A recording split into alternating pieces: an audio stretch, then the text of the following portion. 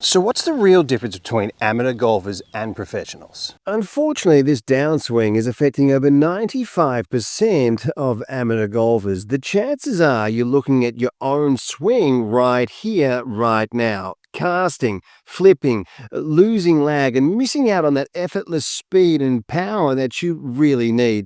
Let's have a look at some of the best drills and feels to improve your ball striking immediately. Now the first thing we're going to look at here is storing up these angles, reconnecting to your power source here, reconnecting this trail arm like all the great players do to create a huge angle here. And then I'm going to show you how to unload this angle as quickly as possible. Unhinge and unload. When you learn how to unhinge and unload, you can immediately build up huge angles, lag angles in your downswing, increasing effortless speed and power. This is Aldrich Podgater, the longest hitter, the new guy on the PGA Tour. Now, coming up, we're going to listen to what Dr. Rose says is the secret to this hand and wrist motion. We see the real effortless swingers, the really long hitters in this position. Fred Couples, nicknamed Boom Boom. You see the left wrist unhinging and breaking back on itself. Player after player in this position. Rory McIlroy, one of the longest hitters of the golf ball of all time. And Sam Snead, who many say is the longest, straightest hitter of the golf ball ever. He actually mentioned this unhinging on the hands and wrists to us many, many years ago. Unfortunately, amateur golfers are missing out on so much effortless speed and power because they've never heard of unhinging or unloading. Now, before we have a look at some awesome drills to get this into your swing as quickly as possible, let's have a listen to what Sam Snead says. At the bottom of the downswing that gives you that extra club head speed, which gives you distance. Well, you were just using everything that you shouldn't be using instead of the right thing. I say in cocking the wrist here, then it's a snap at the base of the downswing, or at the bottom of the downswing, in that position. Now, you were up. See what I mean? You were using your body. Now, let's see you try. That's wonderful. So guys, unload and unhinge here. Interesting drill here. When we see that with all these great players moving through the golf ball, we see this lead wrist here working back on itself with McIlroy, with Couples, and this helps you really get rid of these angles really quickly. Once you build up these angles, you can get rid of these angles, effortless speed and power, getting your hands to move like great players do. Now, the tour average of shaft lean is around 12 degrees. The iron shots, you're seeing 4 to 6 inches of lateral shift. So we're not flipping it, we're getting compression. It's just that we've got to feel these hands moving in the fashion that the great players do. Let's have a look at this drill. What we do, it's a reconnect and pull down drill. So we get up to the top, have a little shift and a reconnecting. So I want you to get this arm touching your side. We're going to pump the arms a couple of times there. It's almost like stealing a feel, right? Getting in there and stealing what these great players are doing, learning from, getting closer, shift across, get the arm in here. And when you move through, you can see my finish. Now, if I pull down here a couple of times, get the end of that grip to point to the target before the hands are behind my head, I've really unhinged that. So the more you do that, the bigger the angle that you can hang on to, the faster you can, your club head speed's just gonna hammer. All right, so take your time. I like just to tee up a couple of golf balls when I'm doing this, get the feel. Get up to the top, shift, reconnect, get a feeling, keep it nice and soft and loose. Hit that one nicely, you can see where the hands are. Here, from here, I like to, and I've shown a lot of people this, reverse engineer it back through, stealing a feel rather than swinging like this. Now, coming up in a few seconds, we're going to listen to Dr. Rose from TPI. Love listening to this guy's videos about the incredible hand and wrist motion from Aldrich Podgater. So guys, at the end of September, I'm heading to Orlando, Florida to team up with Dr. Robert Neal, a world-renowned performance coach currently working with Jason Day, Matt Fitzpatrick, and many other tour stars for a limited series of group coaching events designed for players who want real evidence-based improvement. Guys, if you're interested, reach out to me at craig@worldclassgolf.com and we'll get you playing the best golf that you've ever played. And now I think one of the secret powers for Aldridge is he sets the club really well. In other words, he creates a lot of lag in the club. So he's going to maintain this lag in the club very late in the swing. And if I take him to the top of the backswing, I can actually measure the amount of lag. He has 77.8 degrees. So think about here. Let's take from this arm to here, that's 90 degrees. He's 77 degrees at the top. Okay, so it's about here, right?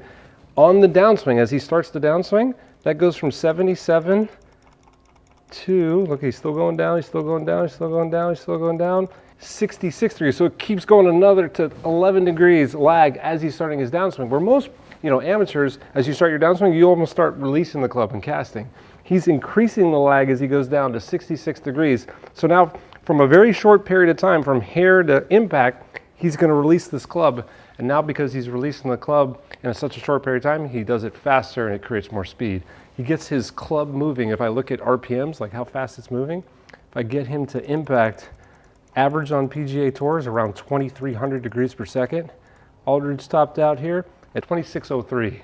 The kid knows how to develop some speed. Now, one of the great guides and gauges with your iron play when the left arm is parallel, have a look at Tommy Fleetwood here.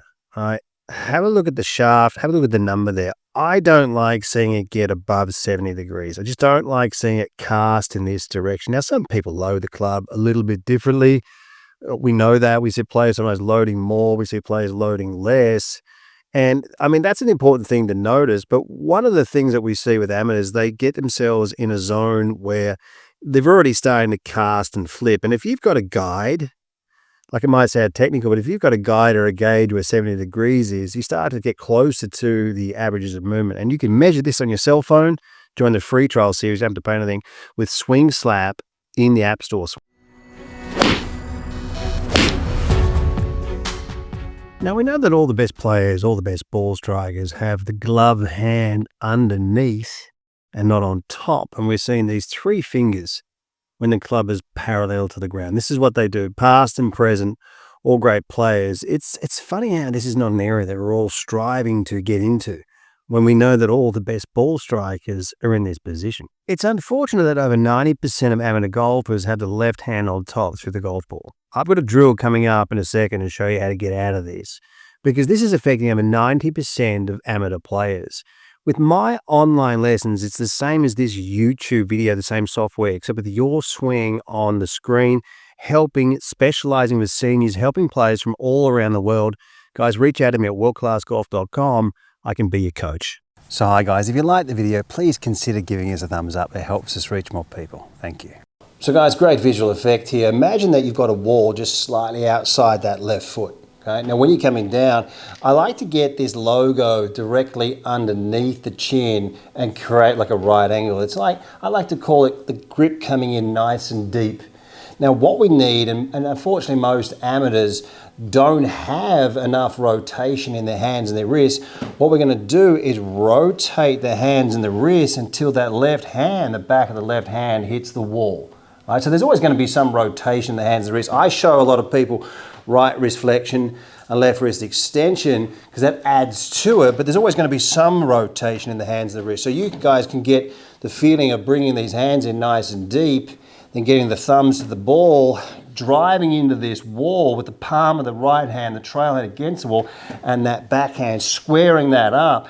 And if you can get in that last split second a little bit of this movement, you can really bring in some deep angles here. This is going to also help us unload and unhinge on the other side. So guys, always a little bit of rotation. That's a really good visual picture driving into this wall. It's going to help square up that face, get that shaft lean, and help drive this golf ball down the line.